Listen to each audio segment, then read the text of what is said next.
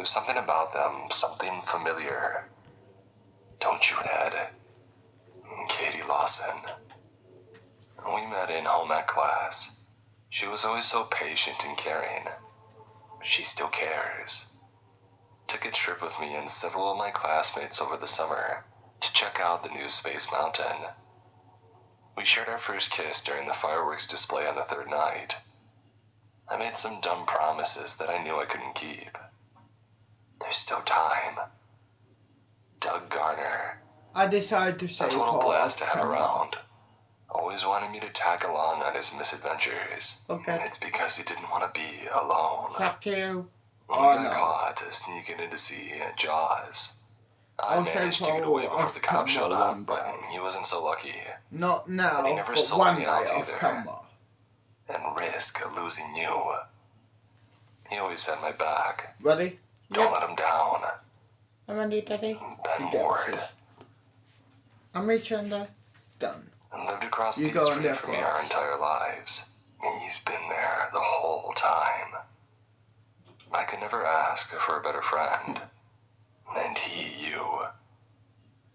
We began drifting apart once he started getting pretty deep into his schoolwork. He was scared of what you might think. Every once in a while he would stop by just to chill. Because he missed you. Don't you miss him? Poor Jed.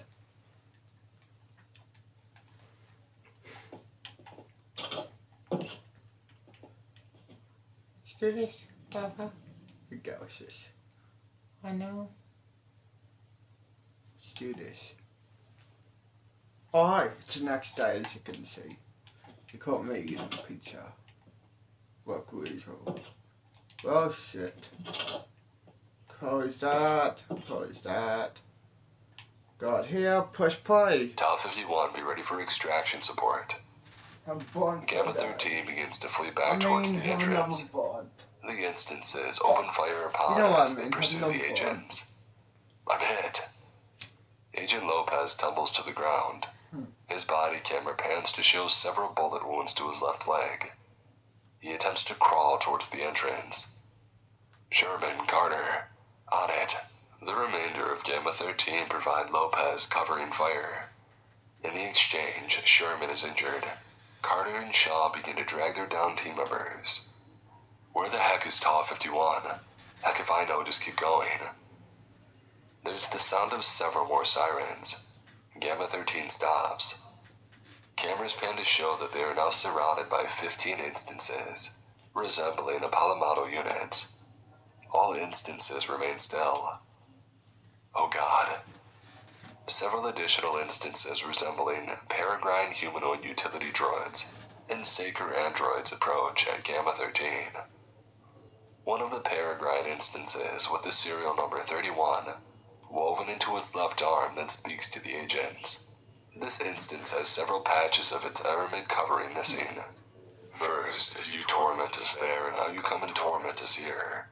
Will it never end? 1360. You shouldn't have come here. If you harm us, you will face retaliation. You should know that. I'm aware. You're not expendable like we were. It's part of the plan. The instances then depart, leaving Gamma 13 surrounded by the instances resembling Apollo units. Several sirens become audible once again, as the instances arm their weapon systems and take aim. Engage. Cameras pan around as Tall 51 arrives and engages with the instances. After a several-minute-long firefight, the instances are incapacitated. Members of Tall 51 begin to assist Gamma 13 with extraction. End log. The following interview was conducted as part of MTF Gamma 13's investigation following the events of the third exploration attempt of SCP-3560's interior, and the appearance of 2 more instances of SCP-3560 within Forest Park. Interviewed: POI 1115, Vincent Anderson. Interviewer: MTF Commander Clarissa Shaw. Forward. The following interview was conducted during Gamma 13's investigation into SCP-3560's origin. as well as the relationship between the instances and Anderson Robotics and its products. Begin log. Afternoon, Vincent. Clarissa, it's been so long. How are you these days? How's Sasha doing? My personal life is hardly any concern of yours, Vincent. There has been a development, and I'm here to ask you some questions. Always so formal. What's in it for me? The Bell is prepared to offer you a few of the components that you requested from your repair list, assuming that your answers are satisfactory. How can I help then? Shaw slides POI 1115, a file containing a briefing of SCP-3560. A type of portal opened in Forest Park. Inside are several entities resembling your products, Vincent. Any idea what that might be? Oh my, I didn't think this kind of thing could actually happen. Holy crap. You have an idea of what's going on then? What kind of, yeah? Enlighten us. Well, I've already told you guys that how our robots worked was closer to zapping a soul into a brain-dead body than it was traditional robotics tech. The thing is, if you destroy that body, that soul is still going to be hanging around. It's gotta go somewhere. Hence. So the entities inside the portal are robot souls, yeah. But why Forest Park? Why isn't this portal located somewhere else? Why is it a temperate forest inside? I mean, why do ghosts haunt the places they died? Between that raid on 3 Portlands and those experiments you guys did at Site 64, you guys killed a lot of robots. I imagine that there's a lot of anger in those places. As for the forest, I'm guessing that it used to be a pocket dimension that bubbled off of 3 ports, that they had commandeered en masse. It's not like anyone else was probably using it. And if they were, I can promise you that they probably aren't using it now. So how do we stop it? Pardon? More of these portals have been appearing. How do we stop that? Not a clue. Last I checked, you can't really destroy one of the souls once you make it. They're kind of like the styrofoam of the spirit world. An exorcist, maybe. The Prometheus Labs had a project that they're working on that might do the trick. I'd be careful, though. If you bother this hornet's nest enough times, the hornets are going to attack. Create enough hostile energy and they'll probably start spilling out of there. And they'll be pissed off too. And log. On 12/3/2027, an additional 4 instances of SCP-3560 manifested, with 2 forming within Site 64 staff dormitories, and 2 within the Unusual Incidents Units, 3 Portland's headquarters, bringing the total number of instances to 8. Instances were observed to be capable of leaving SCP-3560's interior as Level 4 apparitions, and abducted a total of 12 UIU and Site-64 personnel. Use of Hoffman portable electro-thalamic units proved effective in exercising these SCP-35601 instances. Investigation into means of closing additional instances is currently ongoing. Attempts to enter SCP-3560 and rescue abducted personnel has so far been met with limited success. The remains of 4 of the 12 abducted personnel have been recovered within in various states of mutilation. Deborah Stevens, found strung from a tree via aramid fibers. Subject appeared to have had multiple strips of flesh removed from his body. Charles Freeman, found in a clearing, subject has been exsanguinated. Arav Jindal, found dismembered over a distance of 1 kilometer.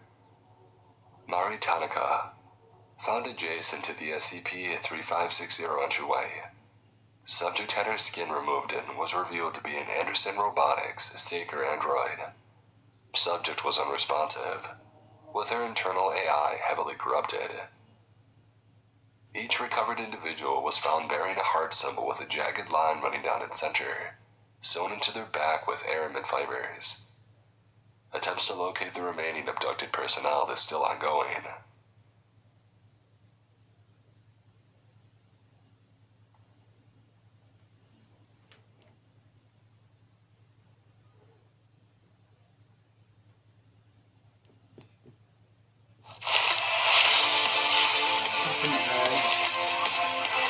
human egg.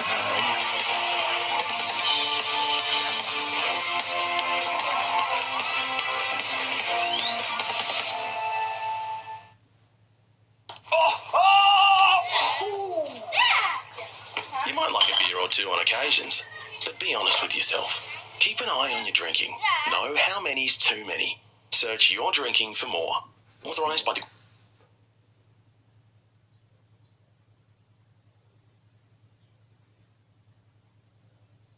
A dark hallway filled with monsters was all that Jeffrey Winters could see in front of him. He couldn't see the monsters themselves, of course, but he knew that it was a safer bet to assume that they were there. There was no going back. Whatever SCP-173 had become was right behind him, scraping against the door that Winters had just shut. He took a small step forward and then another. The hallway was coming into focus too. The windows on his right overlooked an open-air office space with various cubicles in a small cluster.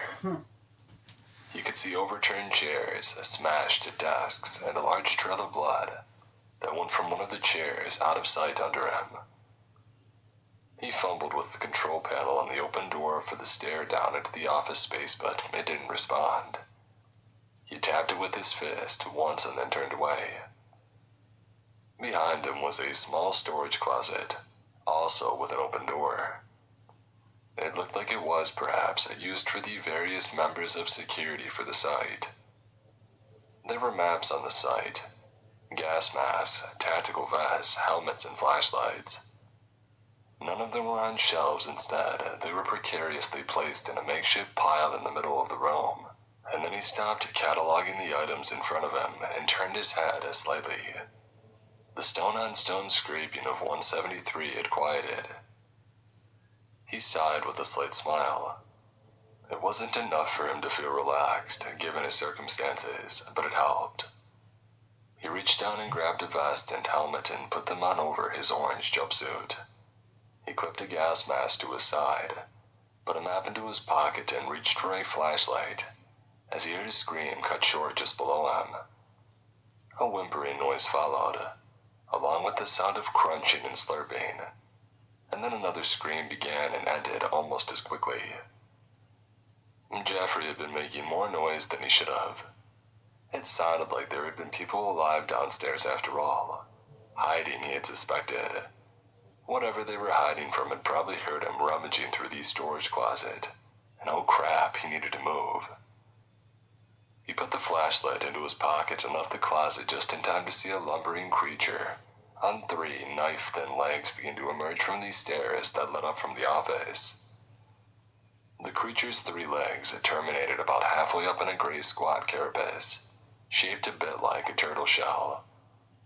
The front and back of the shell sloped up, with the front a bit more steep than the back. The underside, you could see on its front, had a vaguely human face smeared in red and gore. The creature stopped at the top of the stairs and the room was completely silent, except for a slight buzz of electricity. Jeffrey took shallow breaths and waited, edging back into the darkness of the space just in front of the door that led back to SCP-173. The creature paused for a few more seconds before it vomited. A flood of human fingers and eyes came pouring out of its mouth and onto the floor. The fingers twitched at first and then flexed and stood up. The only connection between them was a red, sinewy flash that came together at a single eyeball on a swivel above. They spread out onto the floor in every direction, including his. A pitter-patter accompanied their walk. The whole thing was about the size of his fist, which you could tell because one was right at his feet. A fingernail dug into the cloth leg of his jumpsuit, and then another and then another. One finger after another dug in as it climbed up his leg, first to his knee and then to his hip, and then it caught a loop on the vest that he wore and swung itself up onto his arm. His hand was still in his pocket and gripping the heavy flashlight about as tightly as he could without shaking. The finger thing continued to crawl up his arm and onto his shoulder. Jeffrey stopped breathing completely when it began to climb to his neck. The fingers couldn't find a purchase at all there, and they just kept slowly tickling him. The eyeball stalk slid itself along his neck, as well, and he tried not to throw up. And then the sound of a chair moving in the office down the stairs caught the main creature's attention. It growled, turned, and scurried down the stairs. The finger monsters followed. With iPrimus Internet, a free modem plus $10 off our high-speed plans per month means more than just more value. It means more ways to learn and... Jeffrey ran across the dark hallway filled with monsters and opened the door on the other side. He closed it as quickly as he could once he had made it through, and he knocked his zombie to the ground as he turned to run. The zombie didn't really do much other than groan and fall over. There were crisscross stitches all along the skull of the thing, though it still wore the lab coat of a Foundation doctor. It rolled on the floor and rose to its feet after several times. Jeffrey pulled the heavy flashlight out of his pocket and he raised it to strike. "Wait!" came an almost ethereal voice from across the room. Jeffrey looked up and he was in the cafeteria now. Rows and rows of tables and benches separated him from a tall man wearing a mask with a long-beaked nose. "It will not harm you, but who are you?" "Winters, D9341. Are you a doctor?" The man in the mask chuckled. "Of a sort. Why are you here?" "I just want to find a safe place, preferably outside the site." The grand plans of small men. I will not stand in your way." Good." Jeffrey edged his way around the room and pulled out his map. The exit was 3 floors up, with no direct access available. He would need to go down 2 more floors before he could access a safe exit. What a horribly designed site. Absorbed as he was in the map, he hadn't noticed the doctor approach him. He looked up to see the man about 2 tables away now, looking directly at him. "How is it that you are free of the pestilence?" "Excuse me?" "The pestilence. It has been present in everyone that I've encountered, except for you." "I don't know what you're talking about. What pestilence?" "The great pestilence. Surely you must know of it. It permeates this place, soaks into every crack and seam. Yet you are free of its influence. You are cured." "Look, I just want to get out of here. I don't have time for..." "One moment." The zombie Jeffrey ran into as he entered the room snapped its head to look at him. A half-dozen other bodies that he hadn't seen rose up from the ground and began to walk towards them. "I must examine you, determine how you have been cured." Jeffrey balled up the map and put it back into his pocket, and then he flipped the table in front of him. He ran around the edge of the room. The dead men and women following him were fast, but not as agile as he was. They tried to climb over tables and benches and they found themselves caught. The whole room was filled with groaning monsters as the doctor with the beak mask tried to cut him off from the door. Jeffrey looked directly at the doctor and took a gamble. "I need to get the cure out of this facility. It's dangerous here and I could die with it. Surely you don't want that to happen." The zombies all stopped and looked at the doctor, who also stopped. "Grander plan still," the doctor said, with a small hint of a chuckle. "Very well." Jeffrey bolted for the door and shut it behind him.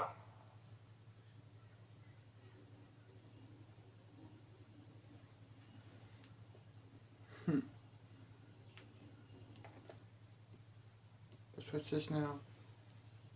2 top-performing super funds have merged to form Australian Retirement Trust.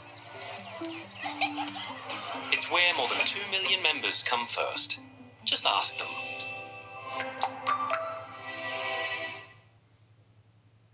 Cheers to the East Tigers for their amazing fundraising. And cheers to Daphne and Frank, whose empties fund their grandkids' piggy bank. Cheers to the Changemakers.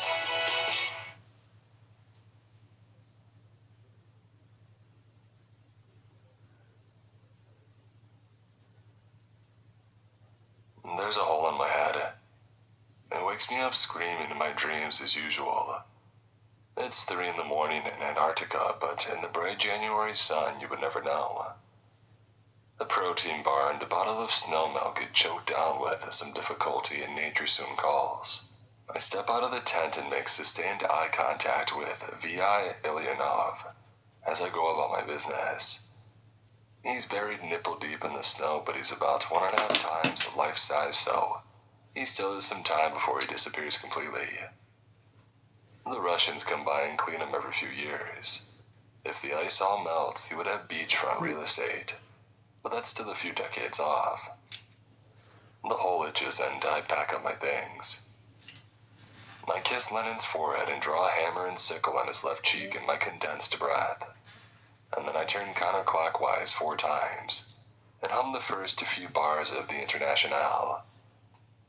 Vladimir's mouth opens wide, wider, even wider, and swallows me whole. I step through the way into Vorozineth 23, one of the most ambitious Nakolgrats of them all. Built in the early 70s at the height of the Cold War, a totally closed-in city in a branch universe dedicated to socialist neurothurgy. The Psychotronics Division researchers here were the esoteric descendants of Lunacharsky, creating new gods of agriculture and industry, with party-sponsored temples and communal rites, intoning their own faith in these gods until they could harness it for magical purposes. The main street is all sacred brutalism, cathedrals of flat gray concrete stretching halfway to the black glass sky. It's been abandoned since the reactor leak in '93. Some of the corpses are still praying. There's no light, but I don't care. I never had eyes. The hole whispers to me. I turn left.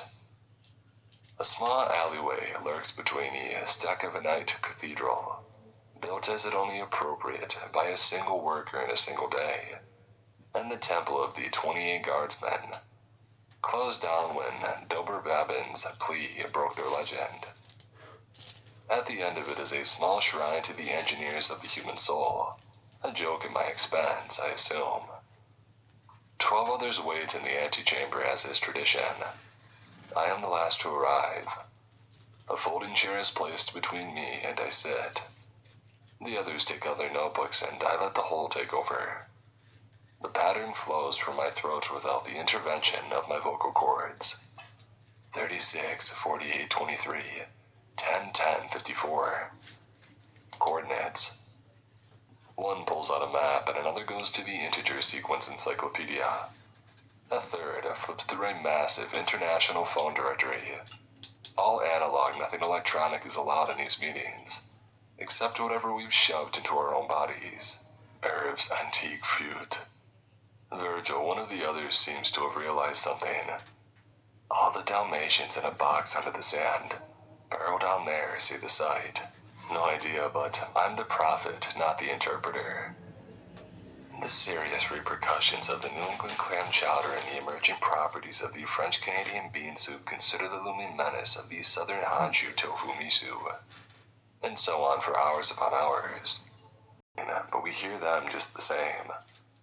While Weishaupt is at the conference, a beta will go to Ingolstadt. The Baron's final creation is well hidden and fictional, but that is not an impasse when one can access the proper archive.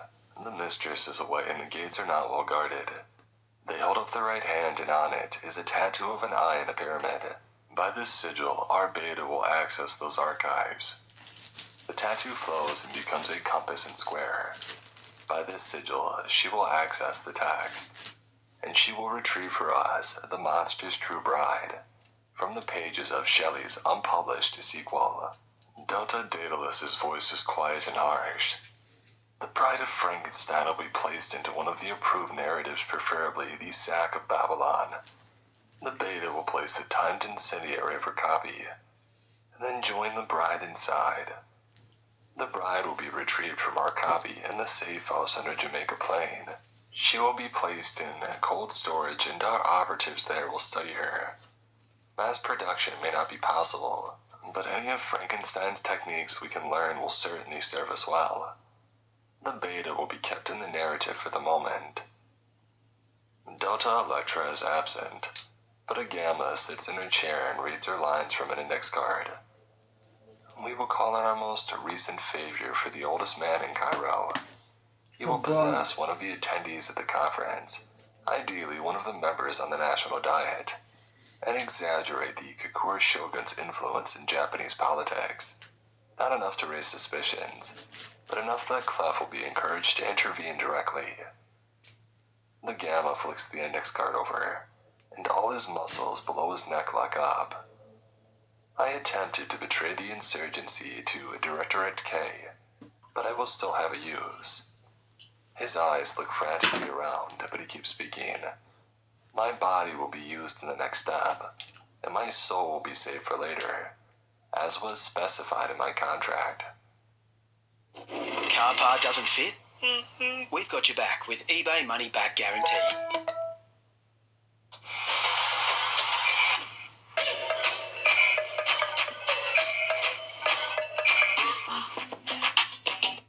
Fuck off. Anything designed to carry the human body must be relentlessly refined and tested. The unique soul will be saved for later, as was specified in my contract. His heart stops and he goes limp. Delta Zephyrus heaves the dead Gamma over his shoulder. I'll take this traitor and dump him in the Trevi Fountain. Get him tattooed with the Kakuru Shogun's insignia first. He'll have a flash drive on him with the location of some of their anomalous operatives. The skippers have some people in the carabinery. They'll find him and raise the alarm. He bows and leaves. Delta Heracles, ever formal, stands to report. The bride will be recovered from Boston and brought to Kyoto. There, she will be hidden in an old house. The house is on the list in the flash drive, and the Foundation will send a task force there. They will be killed, but not before the report that the Kakuru Shogun has possession of the bride. We will recover her before they can take further action, and take her to the Dresden warehouse. Delta Thetis has taken the form of the Pope today. Nobody finds it funny, and she may not have intended it as a joke. The Egyptians' deceit in the bride's power will convince the Foundation that immediate escalation is necessary. Clef will be called away from Tunisia to personally lead the second strike on the Kakura Shogun. This will ensure that he is not present at Site 101 for our Alpha's next move. Delta Iris starts to speak and suddenly has the hiccups. She takes a few moments to drink some water and then says her piece. The Alpha will find a gun in the locker, and that gun will be placed there by a guard. That guard's son will be kidnapped. The child will be useful elsewhere. When Clef leaves, the Alpha will take the gun and will shoot Eve while shop. The shot will be non-lethal, but she will be incapacitated briefly. In that time, the bride will return to Ingolstadt. Non-fictionally and violently, the Alpha's fate does not matter. Delta Cassandra doesn't even bother speaking. We know that she'll do as she must, and she knows that only I would believe her. And Delta Lacuna sums up the results. Clef will be in Japan pursuing ghosts. Weishaupt will be wounded. The Foundation will see the bride in Japan and in Ingolstadt. They will believe treachery on behalf of the Coalition, and the Coalition will believe the same of the Illuminati. We will take advantage of this distrust in later stops.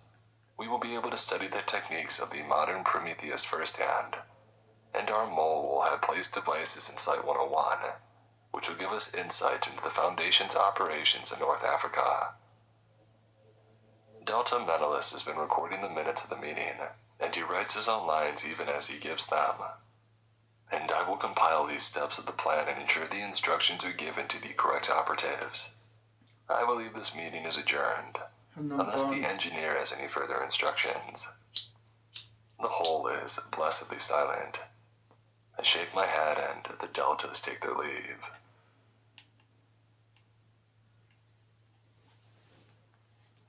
Let's watch Jam W now.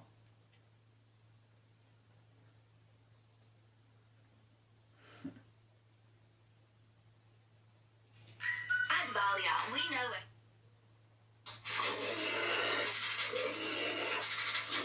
Just had the bear find some El Presidente's finest powder and started munching down on it. Alright, welcome back guys to another GTA 5 roleplay video, and in today's video, I have brought... Oh! The back door's open, man! The coke's getting out! Oh! Oh my god, hold on! Oh! Oh my god, the plane full of coke's going down. Oh my god. Oh my god. Oh man. The plane has crashed. I can't imagine the amount of contraband that has flown out of this Freaking plane. We can assume a lot of the passengers are dead, but the real question is, where did a lot of the contraband land? Cocaine bag.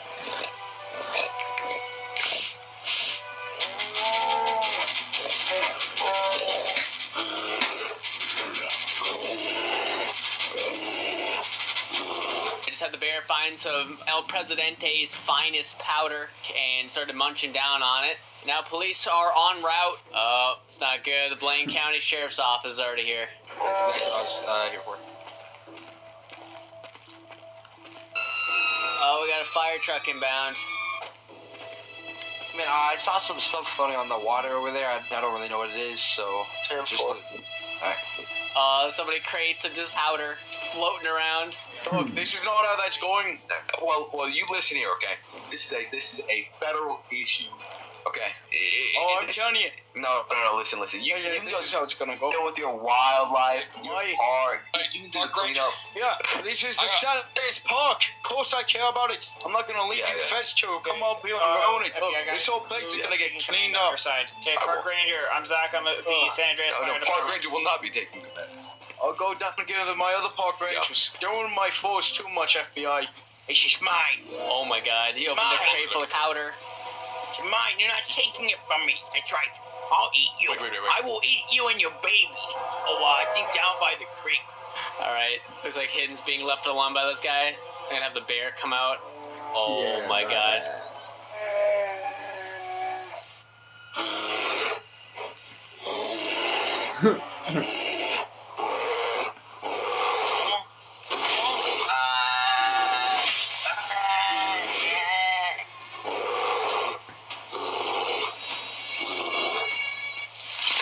Oh my god, his body's sliding down the cliff. Oh my god. Oh, we just got our second crate. Oh god. Oh, I just found a crate. There's a dead body next to it. Oh my god, there's another guy going for my coke. I didn't finish my coke. Oh god. Okay, this guy has no idea what he's about to encounter. Oh, don't inhale that. Oh no. Fall down. Oh no.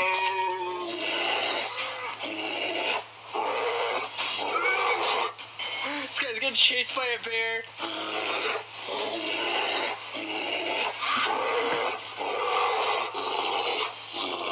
Dude, oh my god, I'm actually almost kind of keeping up pace with this truck right now. This dude's running for his life. Oh my god, he's about to roll his truck, I think.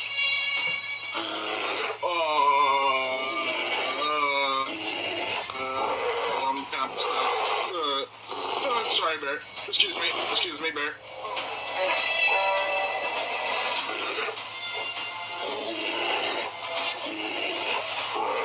No, he's dead. Alright, the guy just crashed his car. Where's the brush truck at? It's a light rescue. Oh my god, people are getting arrested by the feds right now. I'm a dinosaur. Wow, the FBI is really cracking down on this area here. I can't be swimming in that water. We have a lot of people running around in the Cassidy Creek area right now. I'm not too sure how much they know. I think they're still focusing on putting that plane fire out. Oi! Oh, they're taking some of the coke. This is San Andreas Park Rangers. Oh my god. Oh my god. Oh my god, these guys are running with the coke. Alright, they just found another coke stash right now. It's probably worth a few $1 million. Should we be leaving or something? Alright. Hey, what's that? Oh, cool, cocaine. I get weapons, blueprints, and cocaine. God. Little do they know they're about to have a run-in with the bear.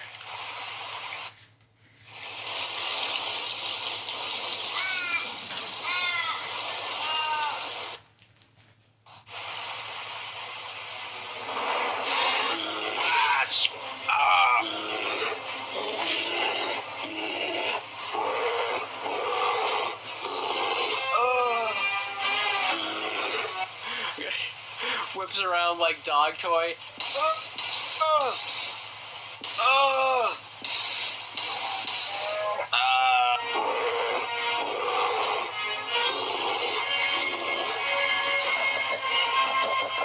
Alright, it looks like they finally put out the fire of the massive plane. There's still a lot of boxes in the water. A lot of cocaine still floating downstream. I don't think they have any idea what's really lurking for them right now.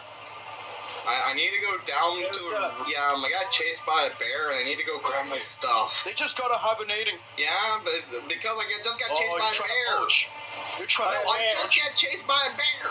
Here, follow me, I'll show you the bear. Follow me, I'll show you the bear.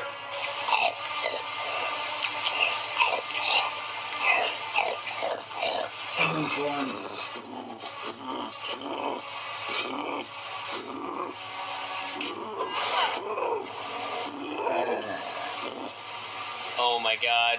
We got like so many dead bodies around this crate full of coke. Oh no, I'm a dinosaur. He's walking down to the coke. Dinosaur? Oh! Dinosaur. I'm a dinosaur. I'm a dinosaur. Carry a gun with you. There's a bear in the area. I'm a dinosaur. Bear. A dinosaur. Oh, the bear's coming back. Bear's coming back.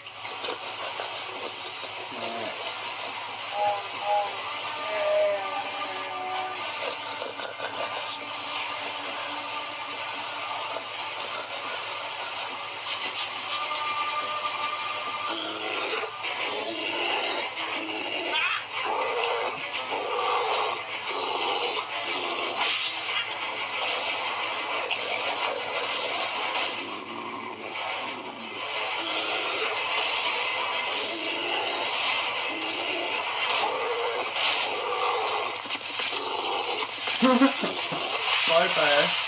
Just absolutely took a tumble in the water.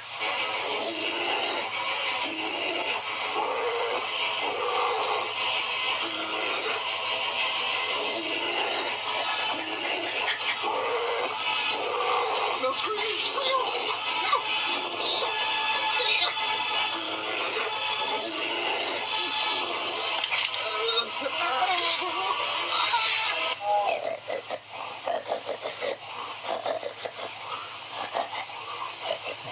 I'm just licking the cocaine residue off the dude.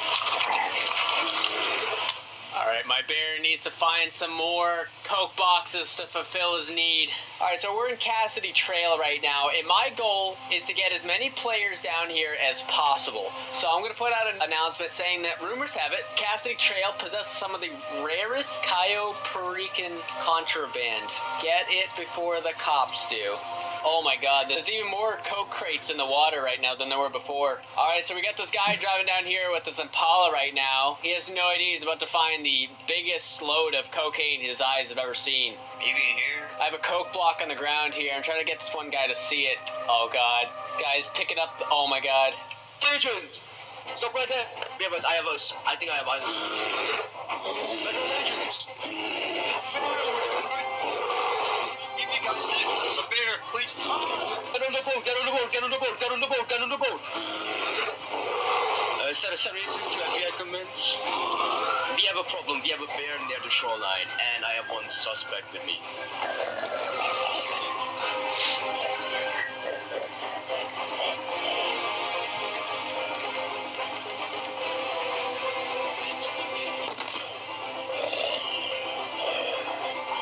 I just passed out in front of them. I just ate an entire coke brick and just passed out. Gonna see what they do. Looks that I can. Yeah, it's coming. So they're gonna Yeah, punish you stay with here. If you would like, I could sacrifice and see if it's that. Oh no. FBI down near the waterfall, just a bit further. I believe the bear's gonna be passed out from a drug overdose. after the waterfall. And there's supposed to be 2004. Yes.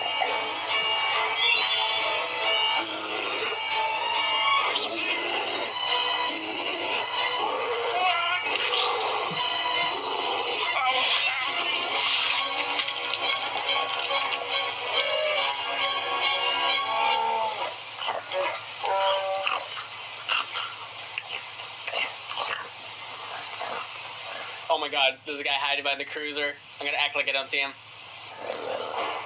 Hey, did they kill the officer? Yeah, they got him. Okay. Okay.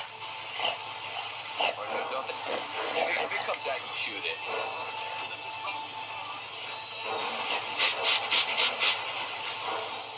Oh, is it, oh my god. It's eating our evidence. Or sniffing it. Yeah, it's on coke.